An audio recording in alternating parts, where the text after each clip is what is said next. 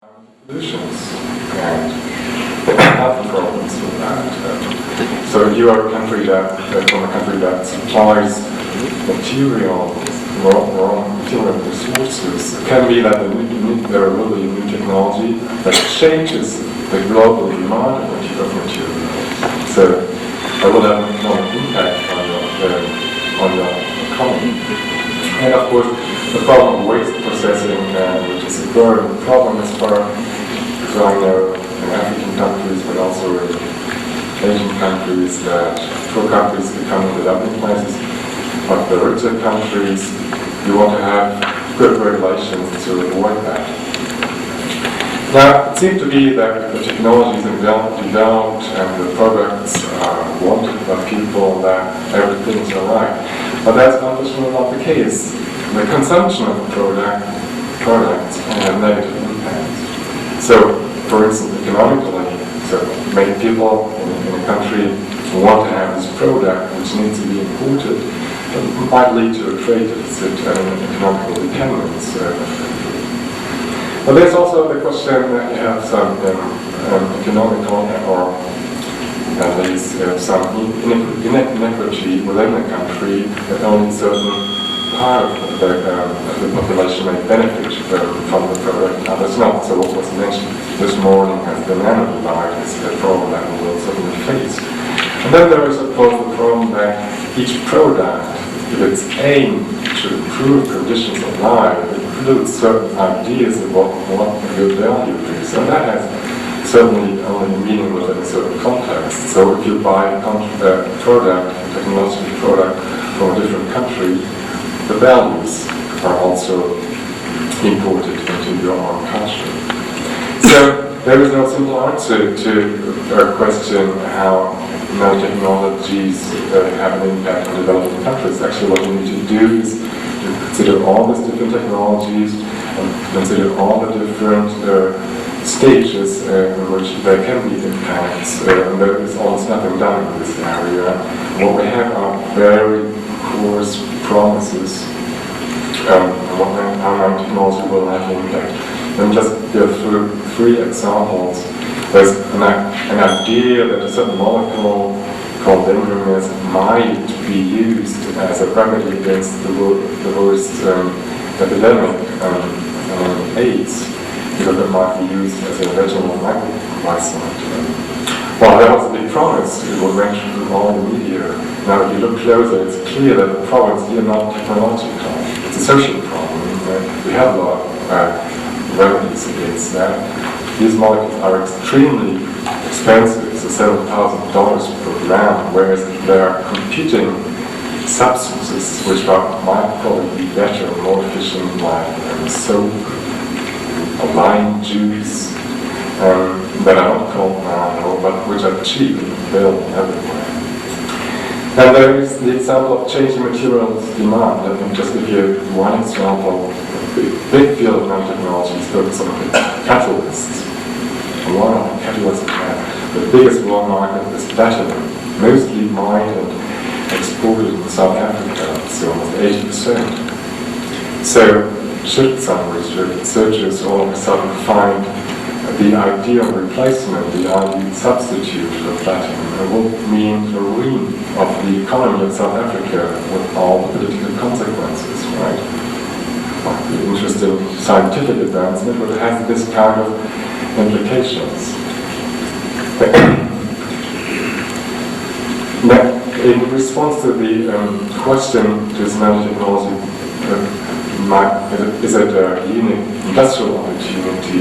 We should consider the context of changing intellectual property rights and practices. There are several trends that can all contribute to a trend that knowledge that was formerly in the public domain is now being moved to the market, with the effect that particularly poor countries have less access to this kind of knowledge, and that will mean that the gap between rich and poor countries, whatever the technology is, would actually increase. So in conclusion, I would be first skeptical that there's a simple answer to the question if it has a good or negative or bad impact to the technology in developing countries. what we see, at least, is all the optimistic promises usually ignore the social context. They just focus on the technology. The technology can solve the problem they argue, and they don't consider the context in which it will be used then. So, but I would like to remind you of this very important article of the UNESCO University Relation on Bioethics and Human Rights that actually says, and it's binding in a certain sense for all the member countries of UNESCO, that benefits resulting from any scientific research and its application should be shared with society as a whole, or within the international community, in particular with developing countries. And so it's up to developing countries and developers to insist on this kind of right.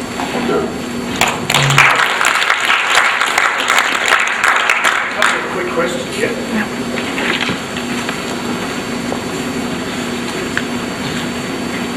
I'm Jolie from the University of Montreal. I just wanted to make a quick clarification. The UNESCO's Universal Declaration on Bioethics and Human Rights is not a legally binding document. It's just a declaration of intent. It does demonstrate the goodwill of whichever country decides to sign it, but it's not legally binding.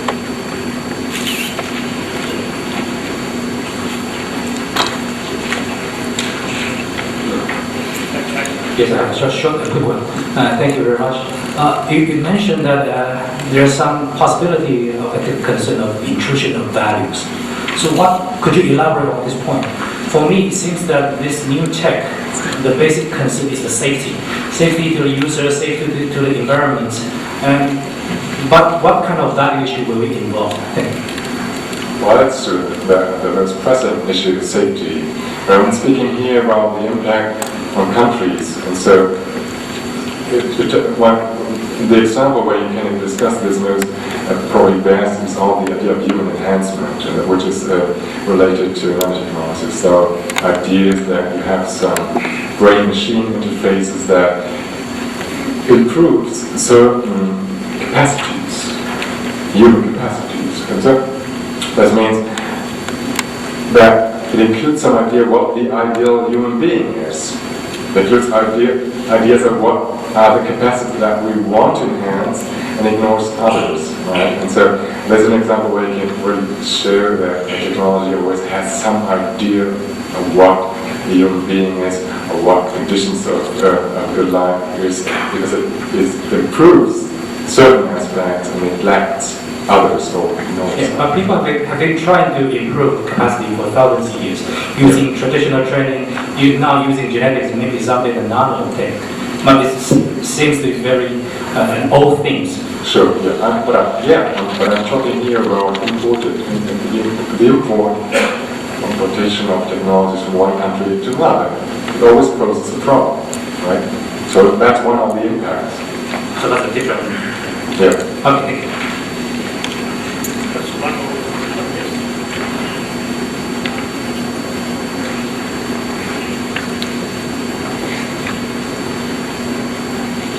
Thank you. Colin Harbour from Ireland, Stroke UK. That's a matter of dispute. I just want to add to what was said about the Universal Declaration of Bioethics and Human Rights. Although it's not a legally binding document itself, its legal status can change over time.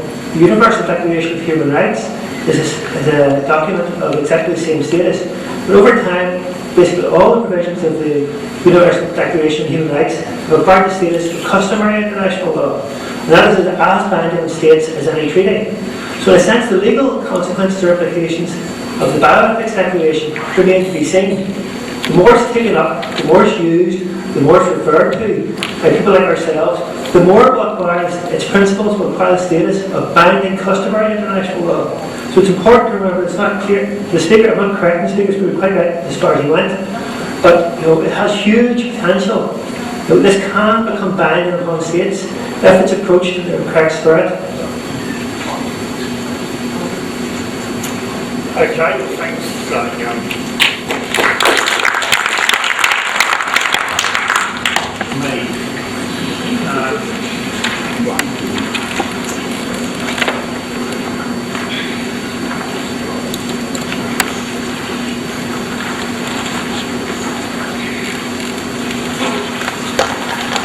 I have trouble speaking when I'm sitting down. I'll do my best. What I'm going to talk about for the next 10 minutes or so is mainly matters of, or conceptual matters, matters of, or theoretical matters, rather than many things, well, certainly not factual things to do with nanotech, and a lot of what I say, if it applies to nanotech, will also apply in other areas of technology. First of all, the call for the precautionary principle. We had the precautionary principle mentioned a few times already, particularly first thing this morning. It's certainly been called for in nanotech in recent times. The EPC group in Canada did in a fairly well-known, a couple of well-known papers around 2 or 3 years ago. Greenpeace did, Bill Joy did in that paper in Wired around 2000. There were worries raised about nanotech by the Royal Society of England, that famous report that came out, I think, in 2004, although they, as far as I can remember, talk about the precautionary principle in particular. And just yesterday, I think, after I'd already left Australia, I noticed that our Greens party had put out a news item saying that they were calling for a moratorium on the use of various sorts of nanoparticles in cosmetics because of problems that they fear. Okay, so first of all, just very briefly, I'm not going to go into a long discussion of what the precautionary principle is. It's debated quite hotly whether it even makes sense, particularly the debate tends to be on both sides of the Atlantic. I do in other places defend the precautionary principle. Here I just want to state it briefly. Basically, and this is a fairly well-known statement of it, basically it says that where there are certain sorts of risks, if the risks are harmful enough, precautionary measures should be taken, even if the scientific relationship, the cause and effect relationship, hasn't been substantially established. Okay, now there are a couple of assumptions underlying the precautionary principle which perhaps aren't always brought out as clearly as they should be. One is the assumption that we can actually make predictions about the results of scientific and technological development. I'm not going to say too much about that here. I think that there are big difficulties, but I think also that it's not impossible, but I also think that it's something that we have to do. We don't really have a choice. And the other one, which I might talk about a bit, which we'll talk about a bit more here, is the issue of whether it's possible to halt or control development. Now, one of the assumptions behind the precautionary principle clearly is that we can either halt development, we can have moratoriums, or we can at least control it in certain ways. And both of these claims that I've got up here have been challenged. And you can see that if what I'm saying is right, I mean, it's going to apply just as much to biotech areas as to nanotech, although that's what I have applied at the moment. Okay, some problems with these assumptions. One is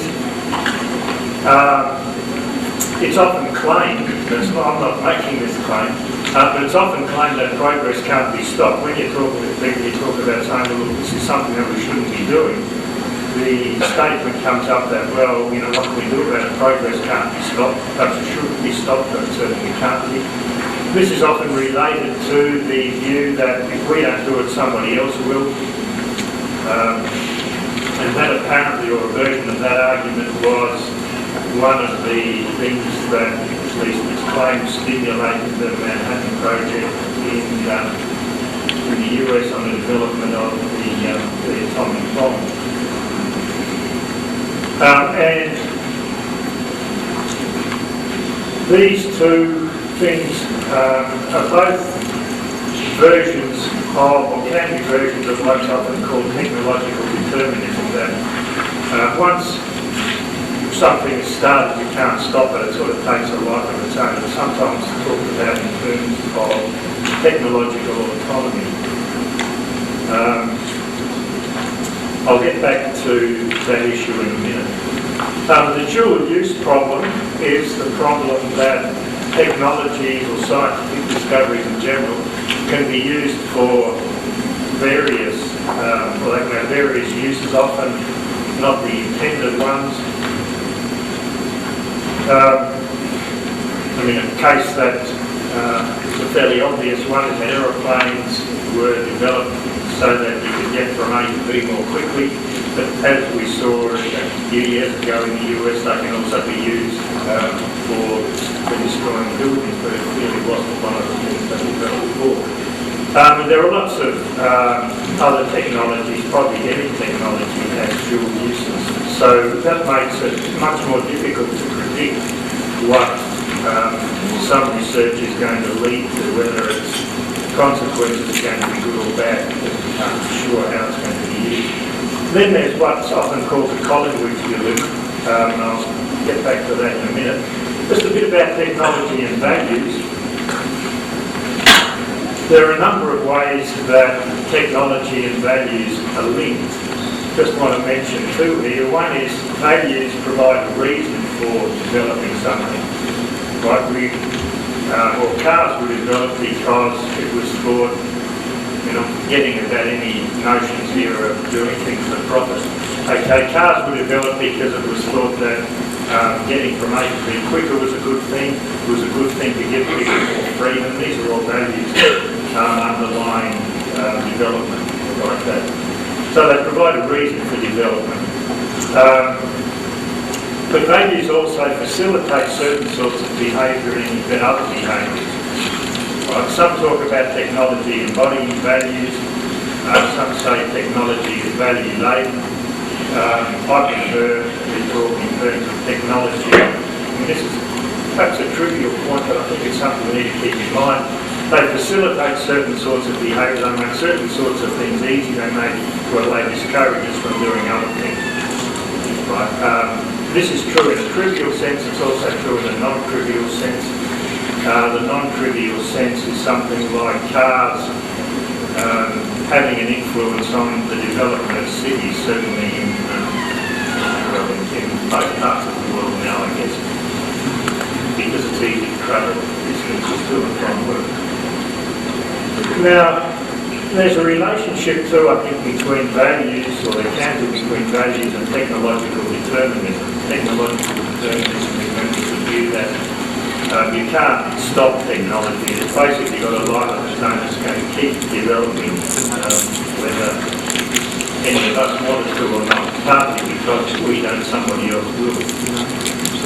Now, I think that Habermas made a good point here, and I can't develop it, but goes something like this. It appears that technological development can't be stopped or directed, because the only values that we take into account are efficiency and productivity.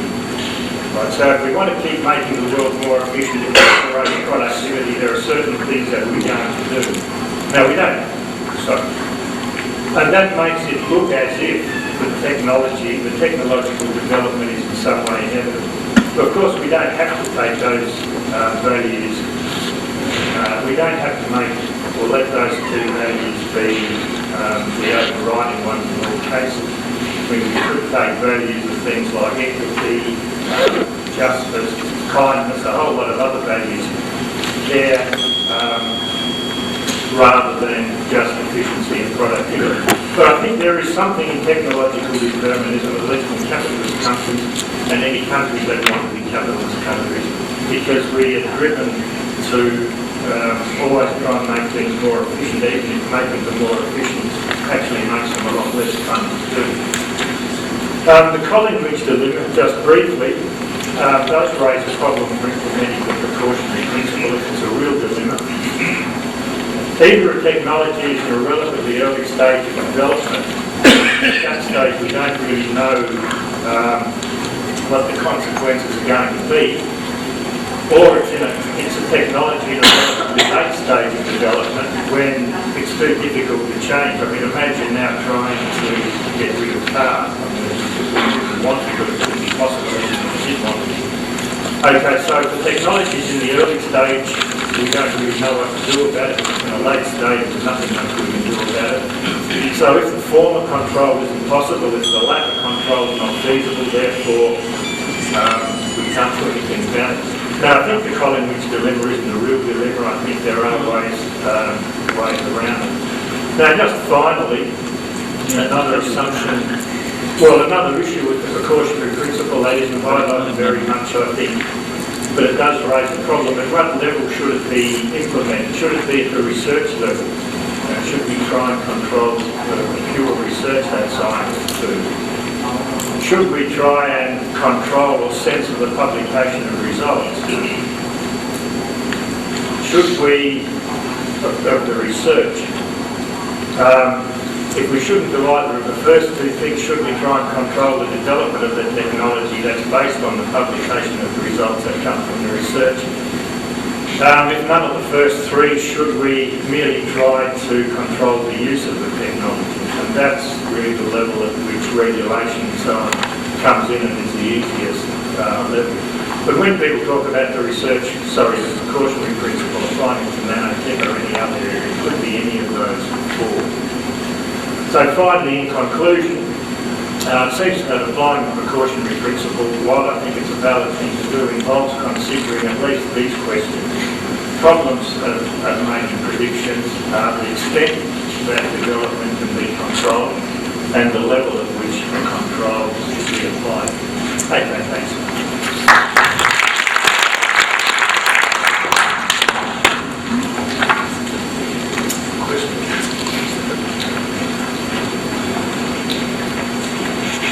Thank you for the impressive presentation. Do you mention about the correlation dilemma, and do you think adaptive management could be the solution for that dilemma when the precautionary principle is applied for the nanotechnology? So adaptive management? Adaptive management, which is used in some kind of precautionary principle in whale hunting or deer hunting in Japan, which is gradually changing when the number of deer or whale is increased or decreased. Yeah, look, there's certainly, if we are looking more at, going back to this earlier slide, the fourth level I've got there of control, which is something like, and I've talked about here, talking about technology rather than hunting deer or whale or something. So I think the issue is probably the same. If we're looking at that level, then we can certainly bring in regulation, and we regularly do that. I mean, we don't completely ban guns in most countries, but the sorts of people we're allowed to shoot is sort of fairly limited. So we can certainly bring in regulation like that. I think the real, well, and that has some problems, but the really big problems come in if we're trying to either control the development of the technology or at a higher level censoring research results or something like that. I mean, I think, I'm not arguing here that it's never justified, but there's certainly bigger problems the higher up. Thank you.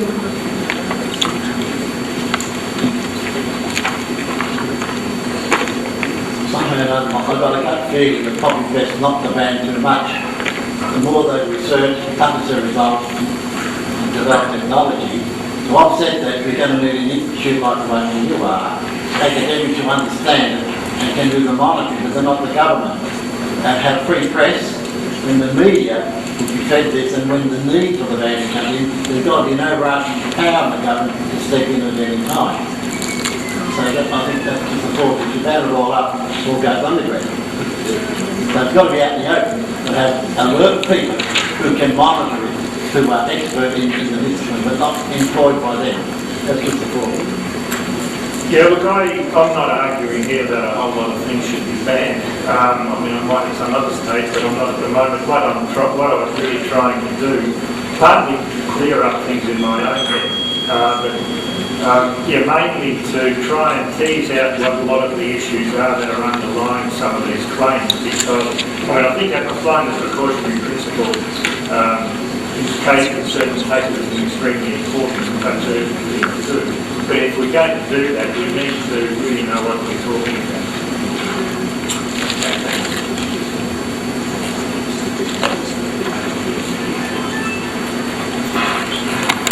Could you come up here, please? And we'll start immediately. We have, I think, a couple of people missing, so the panel of 4 become a panel of 2, and we're going to be out of this room by 7 o'clock. Okay? So we have to be out of this room by 7 o'clock. Okay? So that is for us.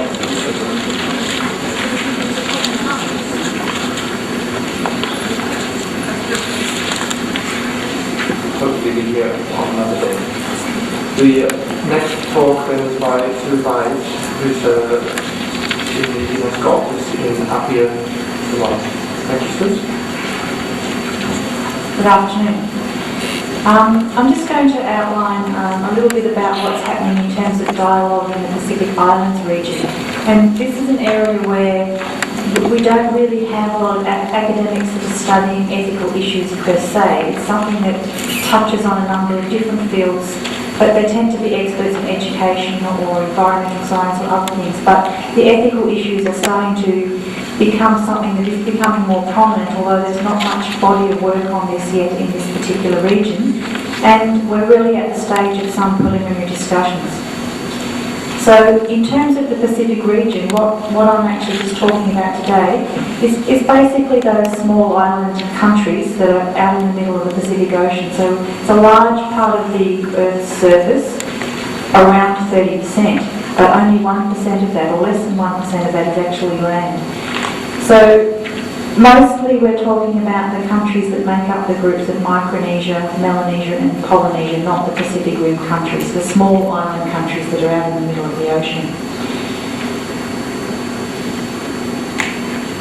Just to give you a little bit of context about the situation in the region, most of the countries in the Pacific, the ones that are independent, there's a few that are still territories, overseas territories like France, Chile, US, UK, became independent only from the 1960s onwards.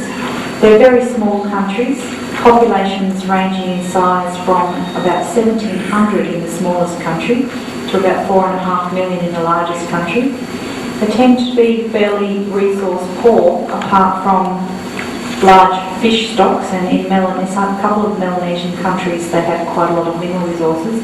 So achieving sustainable development and providing for basic healthcare and very basic things is more of a focus of academic debate, education and the investment of governments, rather than being able to participate a lot in dialogue with bioethics.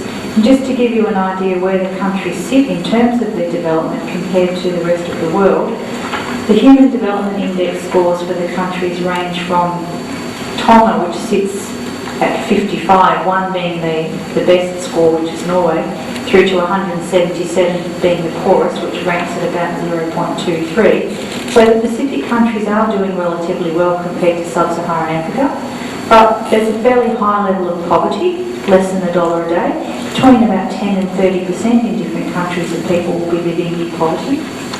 And this area receives the highest aid per capita in the world, probably partly because it is such small populations dispersed across the ocean, but a lot of the money comes from aid, and remittances is also very significant.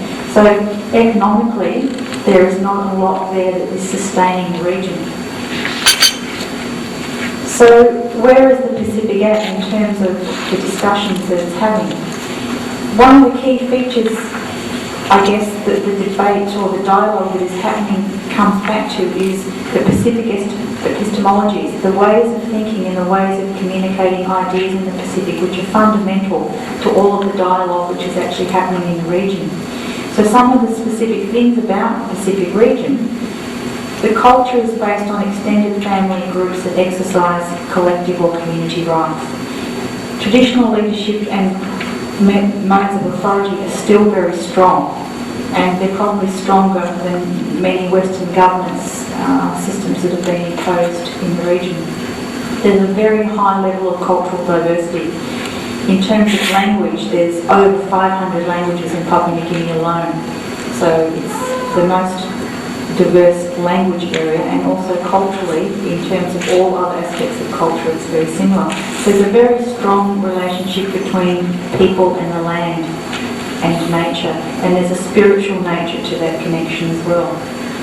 So the ways that Pacific people have discussions and the ideas and the way that they communicate and transmit thought is very much through oral discourse still, which means it's one of the reasons why there's not much body of work on these things. In early last year, there was a conference on the ethics of knowledge in the Pacific, and this was held in Dunedin in February last year. And this was one of the first platforms that's brought together Pacific peoples to start talking about what are ethics in terms of the Pacific, what are the key questions, how can it be applied. And the conference really focused around the Universal Declaration of Bioethics and Human Rights. And I'm just going to run through some of the key points that have come out in the dialogue about what Pacific Islanders think are the key areas that they need to pursue in terms of taking this dialogue further. The first one is they've raised the question of, are ethics universal or are they contextual? The conclusion that most of the Pacific Islanders have come to in the preliminary debate is that ethics are context and culture specific. Thus, dialogue needs to explore aspects of culture that cannot be separated from those aspects of culture. So, this really comes down to what counts as knowledge and why. In the Pacific, some things are more important than others in terms of knowledge and what does count in that dialogue. So, education is a good example of where this can apply. One of the typical things about development projects in terms of education, as with many other areas, is education systems are transplanted Western systems. They have little of that cultural context to them. So they're not actually promoting the values of the societies in which they're in, they're promoting Western values. So I guess that's a good example of where the contextual nature of ethics comes in. What are the education systems that should be applied in these countries, and how do we actually put the knowledge that counts in terms of the cultural context into the education systems?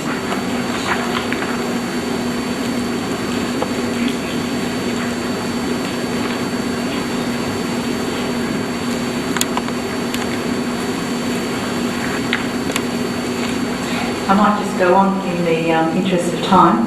The second issue that was raised is basically about collective versus individual rights. As I mentioned earlier, in the Pacific, rights only occur within the context of relationships and are inseparably bound to responsibility. The collective, most things are owned collectively, land is owned collectively, individuals can't sell land. It's bound up in these large extended family groups. Because many things, one of the things that was raised in particular at the conference was that the Universal Declaration on Bioethics and Human Rights is very much based around the concept of individual rights. So how can you therefore apply that in a context of a society where collective rights are much more important than individual rights? It's not that individual rights don't exist, but individuals will be recognised as agents of the community or the society. So their place within the society contextualises how those individual rights can be exercised. So individuals don't have the right of consent for for many things in the Pacific because it's communally owned. And I guess this is one of the key points in the dialogue that Pacific Islanders really wish to explore. How do you then apply the Universal Declaration in this context? The third key area that came out is in terms of Pacific research. Pacific Islanders basically want to know who's doing the research and who benefits from the research. And they have a very strong feeling that it's Pacific people that must benefit from the research in which they're involved. Not the researchers, not the academic institutions or the government, it's the people. So, understanding the socio-cultural and historical context of the countries is very important for researchers to be able to come and undertake research in such a way that it can benefit people. So, further dialogue on ethics in the Pacific region will explore these questions. A number of other questions that have been raised are sacred versus open knowledge. Who has access to knowledge, particularly traditional knowledge? Can anybody just come and take that knowledge? The role of Christian values. Very strong Christian societies throughout the Pacific. And how do the Christian values intersect or conflict with any traditional values, or don't they? Perhaps they don't. And developing Pacific ethical frameworks so that there can be a guide to practice in the region, so that there are some benchmarks or some standards, and there are very few examples of such frameworks or guidelines and things within the region to date, and people feel it's quite important that those are pursued. So the dialogue will continue, and hopefully as time goes by we'll start to build up more of a body of knowledge. But I can already see several, overlapping things with points that people have raised about ethics in the Asian context here today, which I think is very interesting and hopefully something that the two regions can share in the future. Thank you, Sue. Time for questions. Lena, yes? Anybody else? Thank you for your interesting presentation. The question of individual and collective is very popular at the moment, talking about genetic databases, biobanks, and collective responsibility for solidarity, responsiveness, and universality.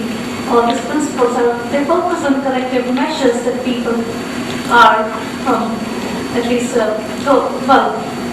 they think they should take. My comment is, it's not a question or a comment, and also a clarification.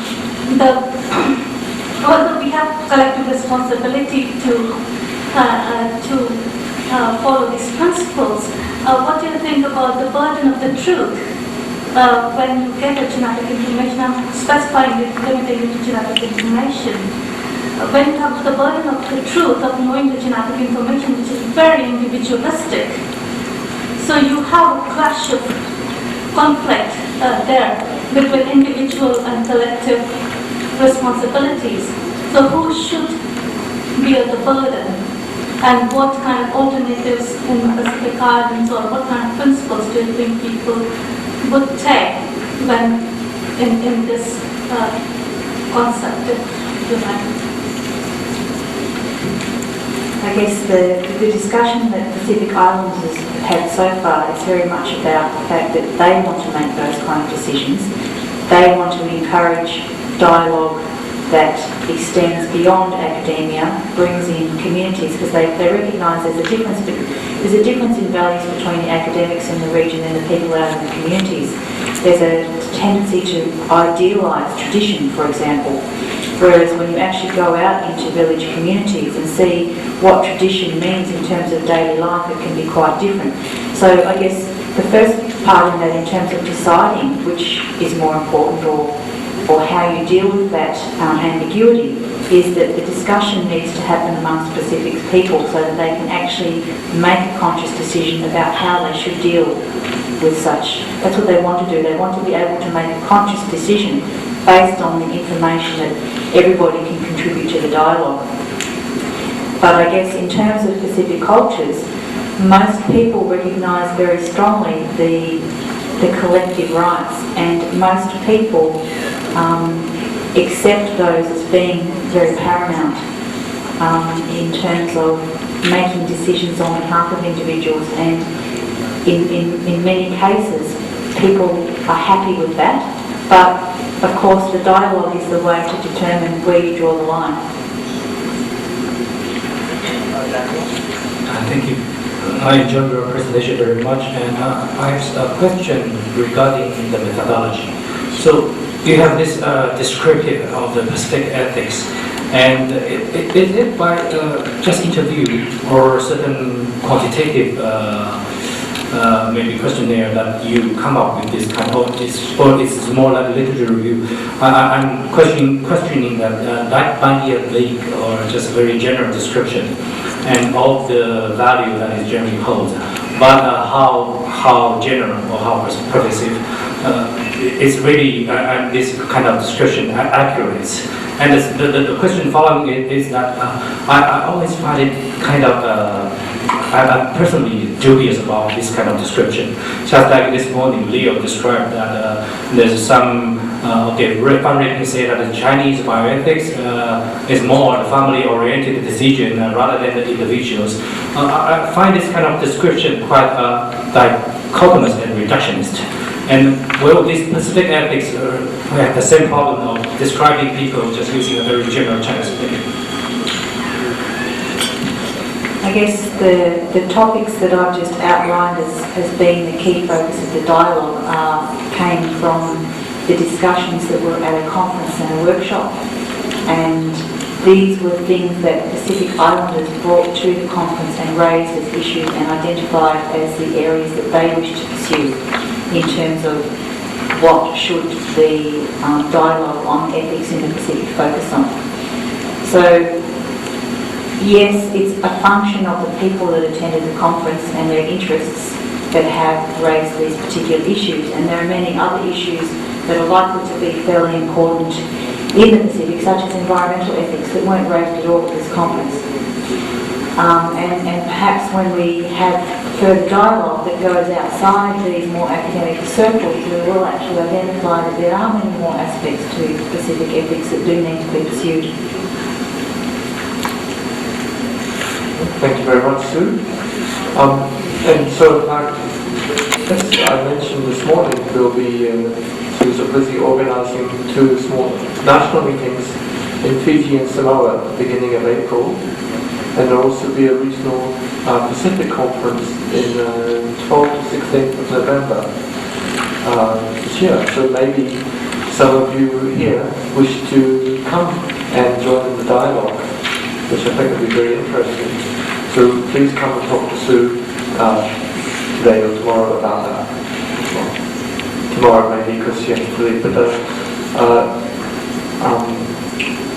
but I think the idea, the commonality between the communitarian cultures is very interesting areas to explore in this region.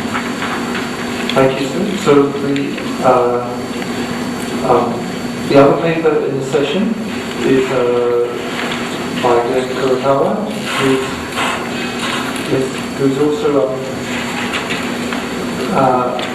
at UNESCO, in fact, he's in Russia, in Bangkok with us, and talking about ethics of corporate social responsibility, in a sense how to get ethics linked to the practical implementations through the private sector, which is an area which we have not done too much yet in the UN.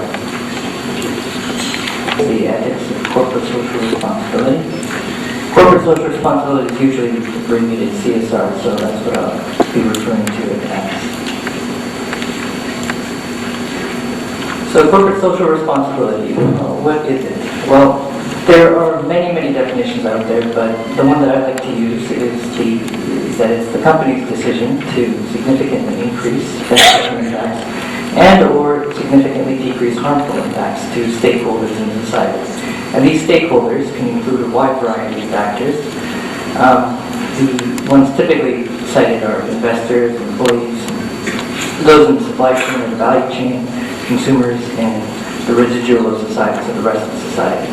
And it can, in some cases, include a kind of temporal dimension. It can usually we look at the present and future generations, but you can also look at the past generation. Like if a company, let's say, donates for preserving its UNESCO World Heritage Site or something like this, then the company could be, or the stakeholders could be said to be the past generation or generations before that. So some examples of CSR from the Asian region, I've just pulled a couple here. They include a wide variety of activities, from promoting the use of soap, for instance, in Vietnam, because a lot of people don't use hand soap, so Lux, the soap company, promotes its use. Netherlands Honda, environmental supply chain management, kind of relatively advanced form of CSR. And one more example maybe is Steel Authority of India, where townships are small towns or villages where companies work, and where they hire them. The town is where they get the majority of their employees, and so some of these companies like to help townships with certain projects. And I said irrigation here from Sale. So I work for the Social and Human Sciences Division at UNESCO. It's abbreviated SHS, and it's a sector of UNESCO. And there we work on, UNESCO SHS works on a variety of ethical issues, including those of science and technology, environmental ethics, bioethics, and some other ones, including human security, philosophy, and social development. So you can see that corporate social responsibility kind of has indirect connections to many of these. That's why we kind of work on it. And what I've been working on recently is the CSR ethics, so the ethics of, or analyzing CSR from the perspective of ethics. So in CSR, you typically have companies providing the maximum investment or maximum return on the investment for shareholders, the people who invest in these companies, who own these companies, and who own the residual of these companies. But if a company wants to donate money or if it wants to engage in CSR, then it's going to benefit society, and it may benefit society at the expense of shareholders. So the two main stakeholders, the two main actors in CSR ethics could be said, from one perspective, is shareholders versus other stakeholders, and other stakeholders usually means the rest of society. So if we browse through the management and ethics literature, then we come up with two main kinds of camps. There are other ones, but these are the two most recognized ones, I would say. The first one is that corporations should profit maximize. This comes from Milton Friedman, the famous economist who passed away a couple months ago. He says that, he and others say that companies should have responsibility to shareholders, and that businesses are specific entities designed to maximize profit. So maximizing profit is supposed to raise the efficiency of society and benefit society. And in addition, there are some other things that he and others cite, including agency costs, the existence of welfare state, and corporate tax, which always go together. The other camp, opposing the first one, are that corporations should be responsible to stakeholders, or maybe you want to say corporations can be responsible to other stakeholders. There's a slight difference in the wording. Corporations are influential, so they should be able to donate money, or they should be able to increase the standards, increase their human rights standards, increase the human rights standards of their subsidiaries and suppliers, distributors, anybody in the value chain. And some of these other ones, the rest of what I've cited here is just kind of stating the same thing in a more complicated way, and a more complicated proof, if it says a game theory. And at least in some cases there is a business case for CSR, and in many cases actually there is a case for CSR. So if a company is improving on its labor records or labor rights, and it's got an independent auditor. It can advertise that to its consumers. If it is donating money to a certain cause, of course, that can show up in advertising. And so, corporate reputation is a possible mechanism of business case for CSR, as is long-term sustainability. But is there anything we can add? Are we just content with a business case for CSR? So, what we did was to come up with a version of utilitarianism that is very closely allied with economics and therefore very comprehensible and persuasive to corporations, because these are the people maybe that you want to influence if you want to change ethical behavior, or if there is any ethical behavior to change. So there's 4 postulates here, but the most important one is that we want to maximize shareholder utility value, not profit. So there's a difference between profit and utility. Utility being, many philosophers refer to it as happiness, I guess. So it takes an ironically conservative position, but I'll show you that this ironically conservative position may lead to not so conservative result, maybe more liberal.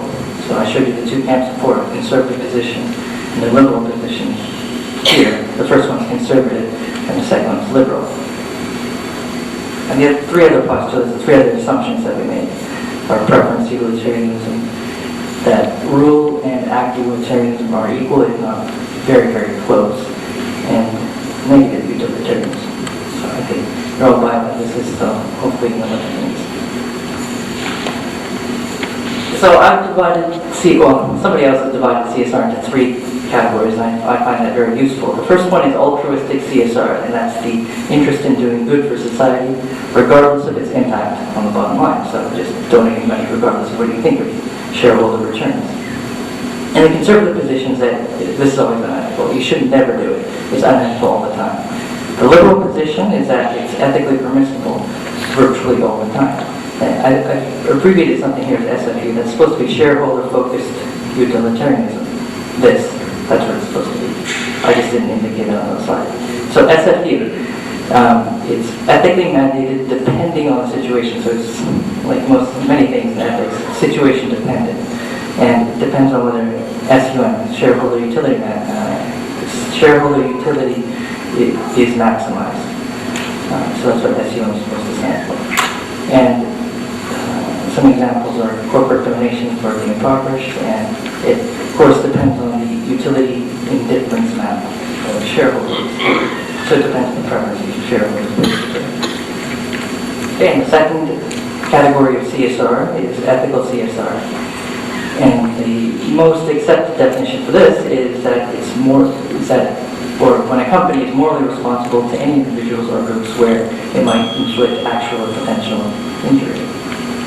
So I'm running out of time, so I'm going to try to go through this really quickly. The conservative position says that it's ethically managed all the time. Liberals say that it's ethically managed all the time as well. Now, strangely, ours says that it's ethically mandated, but it depends on the situation. It depends, again, on the preferences of shareholders, the utility indifference map. And the final version of CSR is when profit intention is aligned with societal interest. So when a corporation goes out and does some kind of CSR activity, it profits in terms of money. The conservative position is that it's ethically managed all the time because you should always profit maximize. The liberal position is that it's ethically permissible all the time, not mandated. And the SFU would say that it's ethically mandated, but it again depends on how much the utility is maximized for the shareholders. So if I put this in kind of a results table, we get 3 categories, and I've summarized what I've been saying for the last 3-4 minutes on here. And you can see that the SFU takes a position between conservative and liberal, between totally permissible and totally unethical. And in terms of strategic CSR, it takes, again, a position that's moderate. But in ethical CSR, it's situation dependent. But it moves closer to mandate mandated status, depending on societal conditions. So if there's more public pressure on companies to do a certain thing, then the situation dependent moves up more towards mandating. So again, this just summarizes what I have on the two tables here. So basically what we've done is that we've taken a theoretical framework which is that can be persuasive to corporations, and found moderate position with regards to two dimensions, which is altruistic and strategic CSR, but maybe somewhat radical with regards to one dimension, which is ethical CSR. But again, obviously that can change depending on the conditions of society. Okay, and that's all in the presentation here.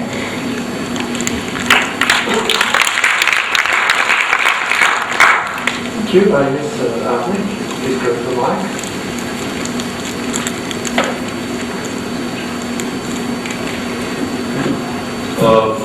Do you think that the recent trend is for many companies to sort of adopt CSR as a part of their strategy?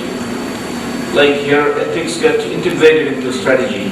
And do you think that they're adopting this because in the long run, altruism, as a strategy pays? Do you think in the long run? Yeah, a lot of companies are starting to think more long-term, relatively speaking, than they were before. But that doesn't mean there are other perspectives that are involved. You're talking about a very economics from corporate finance theory position, and that of course ultimately drives by economics. But there are also other ones. So, for instance, if a lot of NGOs, for instance, they use a lot of ethical arguments, they use a lot of political arguments. So these two also get integrated into companies' decisions. And what the company does really depends on its management, really depends on its organizational behavior. But in particular mix of what to use in terms of philosophy, or how it comes to its decision in terms of philosophy, ethics, or economics, that mix is peculiar to each company and its surrounding conditions, industry, a whole bunch of other variables. Thank you. Okay, I think we will move on to the next session. Thank you very much, Glen. Thank you. So you'll find some of this analysis eventually on our website as well. So we're back on schedule. If you look at the program, because we had 2 people cancelling, not yet here. So the last session for the day, Professor Lee and his son King, protege from Chile, are coming up. So I'll pass it to you. Thank you. And but I admire your patience and persistence in remaining behind. But I promised to finish it before 7 o'clock. Okay. Now we are reaching time. Then we start with the first presentation by Shen Wang of National University, Taiwan. And she's talking about the decision model to euthanize animals. Hello everyone. Today my presentation is in moral to euthanize animals. There are about 300,000 stray dogs in Taiwan. The reasons why Taiwan so many stray dogs. First, people do not realize that dogs need a lot of care, especially when they grow up. Owners neglect their responsibility to take care of their pets, and like they should treat their dogs like family members. In Taiwan, owners usually view them just as some playing dogs and just like buying a toy for their child. And the owner just dump their dogs when they are through with them. And the worst problem is Taiwan government has no proper control of breeders, so people can breed all kinds of. Well, the Taiwan government has no other policy when giving euthanasia to stray dogs, and there are shortage of public animal shelter and far from behind the demands of animal welfare. In this paper, I want to show the terrible fate of stray dogs and my solution for them. First, what kind of suffering of stray dogs in Taiwan for the moment. And second, how university students of animal welfare groups offer help to protect and promote humanitarian treatment of these dogs. Third, what decisions students make when the dogs are crippled and how to handle the dilemmas of euthanasia and helping of stray dogs in Taiwan. Finally, I will describe one case and showing how to solve the dilemma by the principles of Confucianism bioethics. Let me show some picture. This is Taiwan stray dogs, and stray dogs could hardly find enough food in the city and often with all sorts of infectious disease.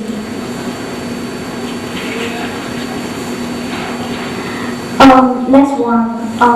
This is human torture. Some dogs are badly and cruelly treated by their owners, sometimes with whipping, hacking of limbs. This is breeding factories in Taiwan. Taiwan government does not regulate the dog breeders. They breed the dogs at market demand. When such a demand diminishes, these dogs are done around and treated badly. Next, suffering during catching and death in public animal shelter. Taiwan government servants often badly hurt the stray dogs when catching them, and no one cares about these poor dogs.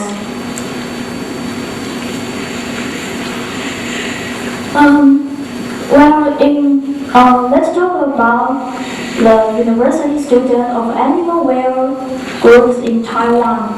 In general, university students take care of stray dogs dumped on campus, and they spend a lot of effort to provide medical treatment to these dogs and help them to return home or find a new home for them. But for some dogs, the only possible outlet is euthanasia, and it's a dilemma for university students. The dog, its name is Lucy, and it was dumped by breeders on our campus, National Central University. So, let's talk about more details of Taiwan student volunteers. Because the euthanasia policy of the public animal shelter of Taiwan doesn't accord with animal welfare, so students don't want to cooperate with animal shelter. The dilemma of the student volunteering group faces is to euthanize heavily crippled or sick stray dogs. For Confucianism, the central concept is benevolence, Ren, and our moral rights and obligations are determined according to this concept. Monchi pointed out that everyone has a certain moral consciousness, which he called the unbearable mind, towards the suffering of others. Professor Chen pointed out that our unbearable mind is a kind of moral feeling, and it's what makes human being a moral agent, and which human qua human. The unbearable mind is a categorical comment of our morality. It extends into Ren Yi Li Qi, which have similar structure and comparable with four principles of respect, autonomy, and defense. According to Professor Li, reconstruction, Confucian bioethics could develop four principles and moral rules such as the principle of informed consent paternalism. So let me the analysis of the case because I don't have enough time. So let me show one case, Vivian's story.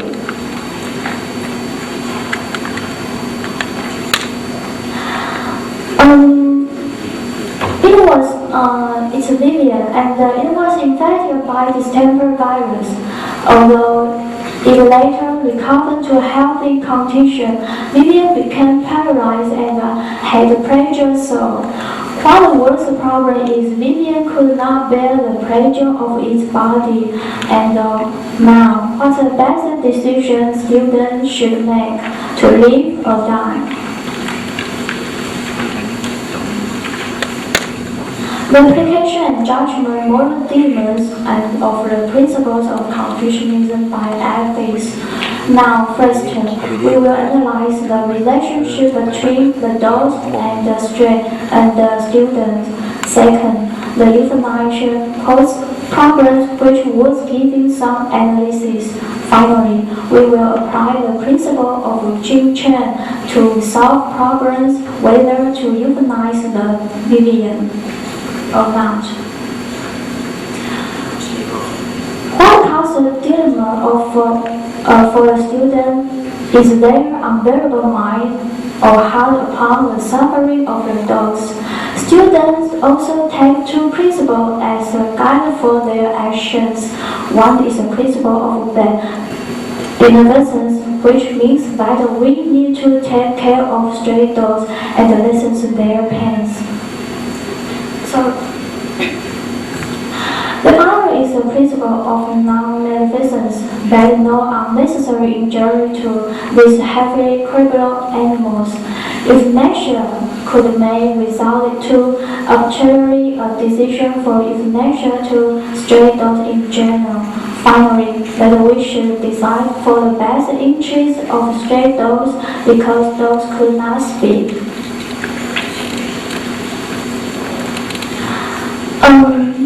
Confucianism usually applies the principle of Qin Chen to solve moral dilemmas.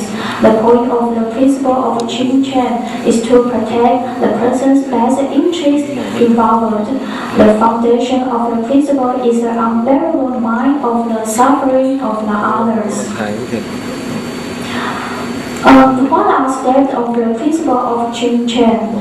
Professor Li Chen pointed out there are 3 steps in solving a moral dilemma. First, try to understand what confusions are involved. 2. Display consideration and analysis in details concrete in every possible solution, and return to the moral demands for our unbearable minds. Sometimes, consider the advice of the moral and the life experience of the wise may offer helpful to solution to difficult dilemmas. The two principles in contradiction are the principle of non-maleficence and the principle of benevolence. The former shows that people taking the life of stray dogs that is killing is morally wrong. The principle of benevolence implies that moral action must promote the happiness of dogs and offer them active therapy to recovery. So, what should we decide? In fact, if we insist to offer active medical treatment to these dogs, they will suffer a lot of pain, and therefore, sometimes it does not occur with animal welfare when we try to maintain the life of these dogs. In future, we arrive somehow the minimum harm to this dog is a command of the principle of Qin Chen. In order to avoid the slow argument, some of the students insist not to give up any dog at least instantly. The key point of euthanizing animals is the suffering of this dog. So, in the confusion of point of view, euthanasia could be moral in such a case. So this Students always face the challenge of euthanasia to stray dogs in Taiwan. The principle of Confucianism bioethics provides a guide for them to face such dilemmas. For students, they never give out any stray dogs, and they can save. They believe that someday there will be no stray dogs anymore in Taiwan. Thanks for your listening. Thank you very much. Yeah. I want to throw some very cold water discussion. This, I think Confucian societies rear pigs, and they have the pet-like relationships with pigs, whom Confucian societies go to kill and they eat. Certain Confucian societies, dogs are also eaten. Now, what is your advice to those societies and the students in those universities?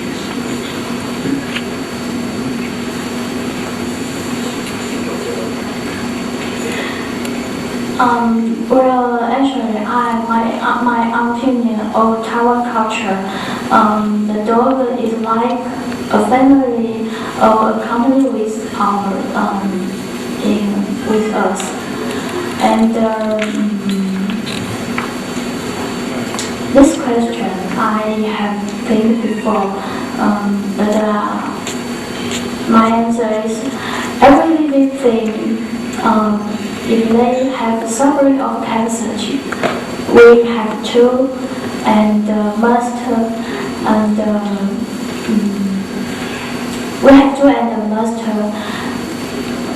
take care of their feeling. Thank you. Let me add a little piece of information here. 2 years ago, the Taiwan government had legislation that no more dog eating in Taiwan. Thank God. Now, okay, the last one. I'm Johnny Mukherjee and I work in disability ethics, and I was wondering if you see some parallels here about the dogs who are crippled and having many physical difficulties, and some of the arguments that have been made about people with disabilities. I mean, when I heard you discussing, I realized that, of course, dogs and human beings are very different, but there's a lot of debate in the disability rights. Am I speaking too quickly? There is some debate in the disability rights community that you should respect the person, respect the disability as just an aspect of the person. Do you see some parallels here in your description with the dogs, or maybe I'm just making a connection that's from my own background?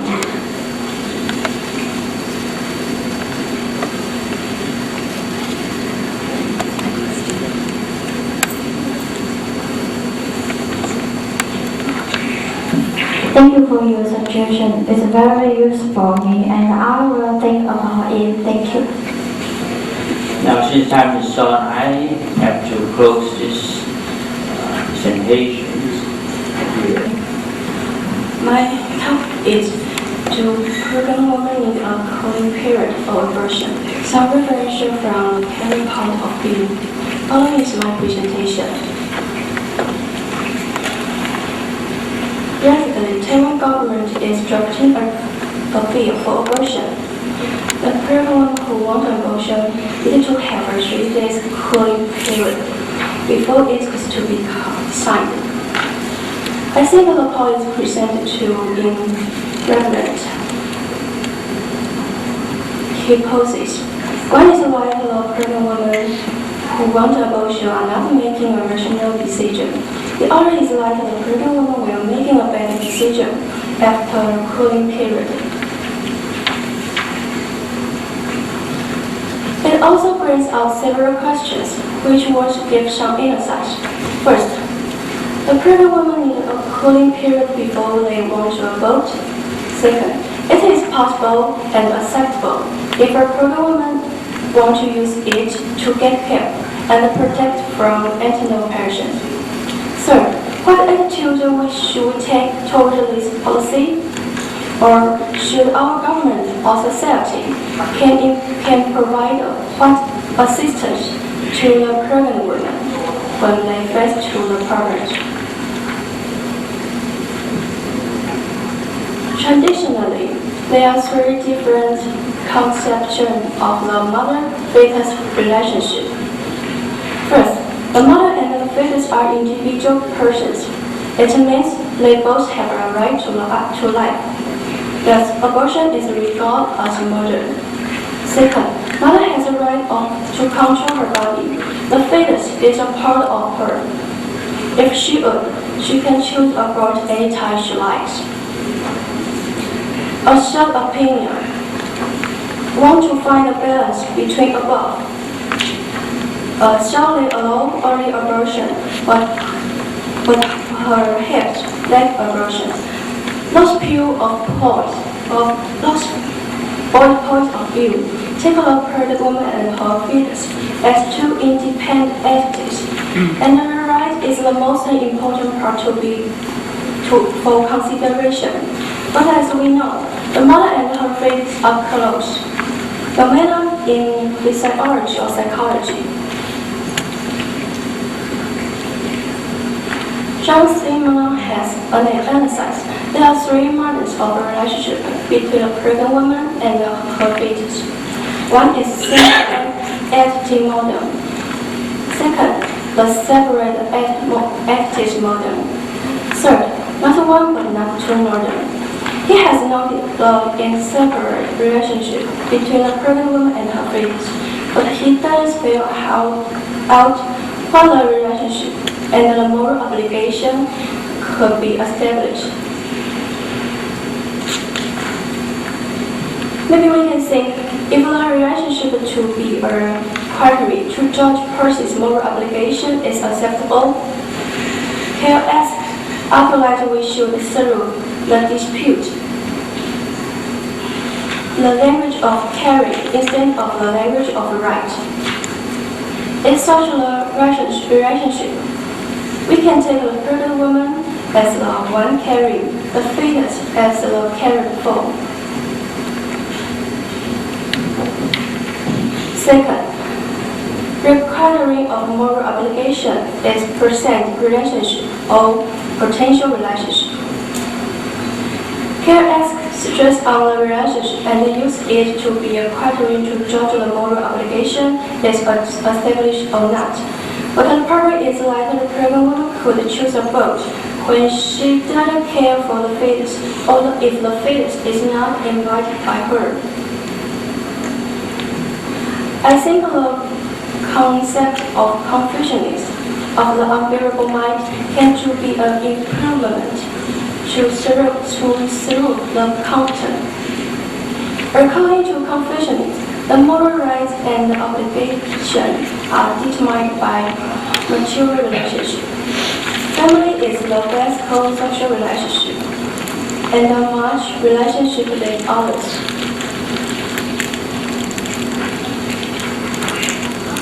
Professionally has pointed out that the fetus moral state and the moral rights are assured by concept of a social person in a moral community. It means that the fetus could achieve a moral state of a person through the interaction and the economy of the mother. That is, the moral state of the fetus is basically conferred by its mother. For Confucian, if the woman pregnancy is involuntary, such as rape, she can choose divorce because she was deeply injured. But the mother's unmarried mind could protect the fetus and confer a high moral state of the child to be. However, she has the autonomy and the moral responsibility to make the right action as a moral agent.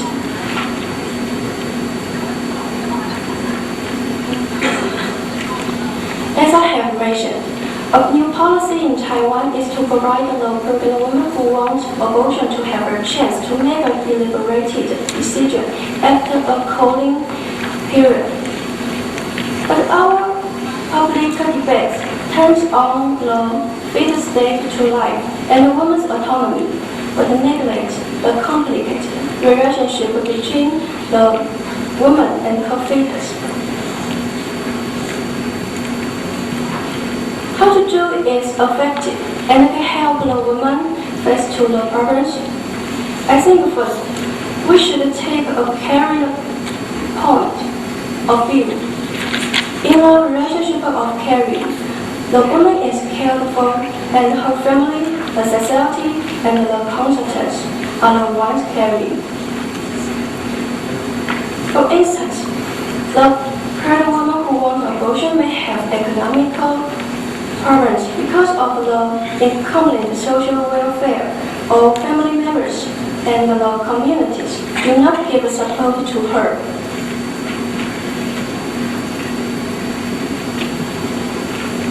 Second, when a pregnant woman are able to decide a cooling period to be a protection and a way is acceptable. So like she has more time to think about it and use the period to get a resource from the society. And at the same time, the government should establish a consultation systems. First, to help the pregnant woman to emphasize the advantage and the effect of the pregnancy and abortion, including the conditions of family, economy, person inclination, health, and so on. Second, to remind her that there are other possibilities that she could choose besides the voluntary abortion. Third, to inform her the danger and the risk of abortion.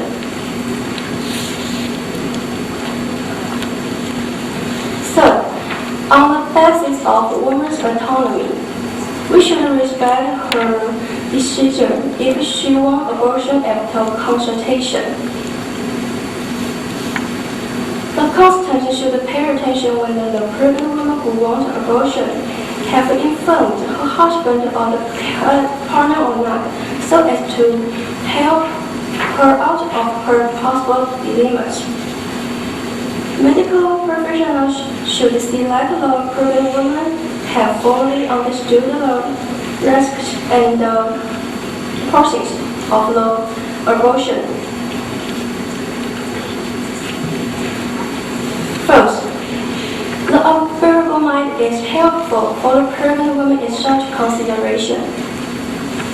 It would require family members to give support to her, and it requires other citizens to help through public funding for medical and economic support.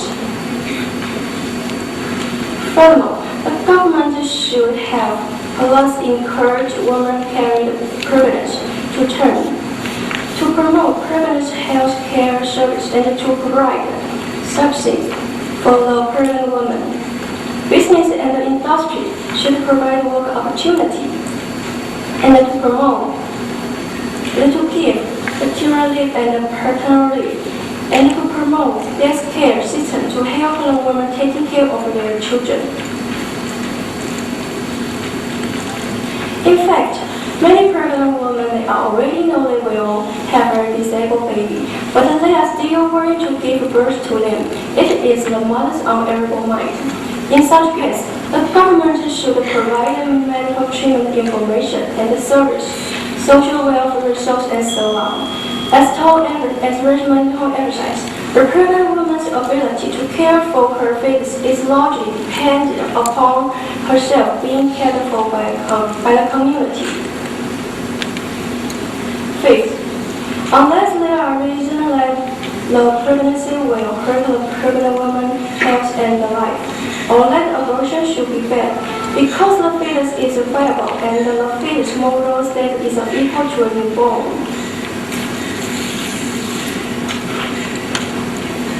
Pregnancy is not a woman's fault. Family state. A government which strengthens on human rights should provide and information and social resources which the pregnant woman can have access, so that the pregnant woman could make decisions according to her autonomy. The best way to preserve the Vize's interest is to increase the women's rights. I mean to protect them to have equal opportunity and sufficient medical care, and to increase her ability so that they are more likely to take care and give birth to her fetus. However, a means of identification should be dispelled. The assistance of abortion can help us to make the best of every life and to see that every birth life has good care. Above is my presentation. Thanks for your attention. Thank you very much for the presentation. I hate to stop discussion, but because of time limitation, I have to ask you to present your question short and efficient. Thank you. It's a very simple question. I just want to know, as a psychiatrist, why 3 days? Why not 1 day? Why not 4 days? And I think this is the danger when ethics become entirely philosophical.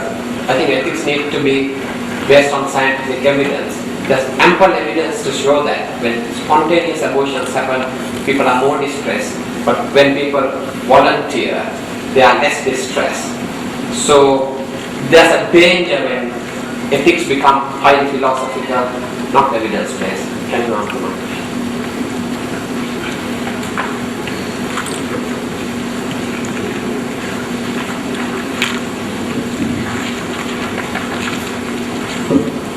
Yeah, probably I can also help here because I was sitting on the board when we are revising this regulation. Very simple story. Taiwan has been regarded as an abortion-free country since probably 1987 because at that time there's a law regulating abortion, allow unlimited abortion based on psychosocial reasons, which means it is unlimited. And we know that many countries in the world do not hold this position and regard this kind of very liberal position kind of unethical. And this kind of position irritated many also local religious people, and so they think there might be some reform is necessary. But firstly, the reason was never based on considering women are irrational or just some kind of belittling the value of women. Because we know that in some Asian countries, abortion sometimes is because of the gender issues. Sometimes it's because the boyfriend, husband, or other reasons. Actually, women are in a status doing this abortion unwillingly. So it is a reform, partly reflecting that there are certain strong views asking that there should be some limitation, and also in the same time providing help and also consultation to the women. And why it is 3 days? Because there is a debate, and that is a result of a long-term battling and negotiation. Previously, from the Conservative Party say that it should be 7 days. They provide strong evidences saying that if you have a longer period of the thinking period, the abortion rate reduced a lot. Taking the example of Belgium and some other countries. But then there's a negotiation saying 5 days. Then the women parties, women rights groups saying that no, there should be zero. There should be zero. So after a long time of compromising, it is not 3 days now. So it's a lot of story. So there's no really rational calculation of the days. But the rationale is that the longer, since according to the evidence, the longer of the thinking days, the lower the rates of abortion of the countries. So that is what the story I know. Thank you very much for the information. Now, okay, I ask the last question here.